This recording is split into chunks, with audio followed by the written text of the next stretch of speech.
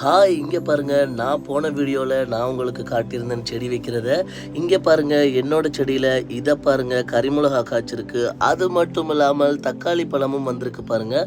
இந்த தக்காளி பழம் ரொம்ப சிறுசாக இருக்குது. ஸோ அதனால் நாங்கள் பிடுங்க கூட இல்லை. இது வந்து ரொம்ப பழமாயிட்டு பாருங்கள், இதிலேயே தான் விட்டுருக்காங்க.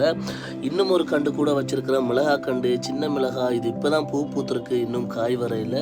ஸோ இங்கே பாருங்கள், அதுக்கு பக்கத்துலேயே வெண்டிக்காய் கண்டும் வச்சுருக்கு. அந்த வெண்டிக்காவில் ஒரு வெண்டிக்காவும் காய்ச்சிருக்கு பாருங்க. ஸோ இங்கே செடி எல்லாமே இவ்வளவு தான், ரொம்ப ஹைட்டெல்லாம் வராது. ஏனெண்டா இவங்களோட உரத்தில் சீக்கிரத்திலேயே அதோட பலனை தந்துடும்.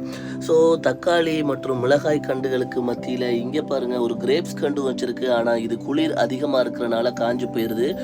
இது மட்டும் இல்லாமல் பல கண்டு நான் இந்த இடத்துல வச்சுருந்தேன் ஜாடியில், எல்லாமே இந்த கிளைமேட்டுக்கு வரலை. ஸோ இதுகளெல்லாம் ரொம்ப வடிவாகவே வந்திருக்கு.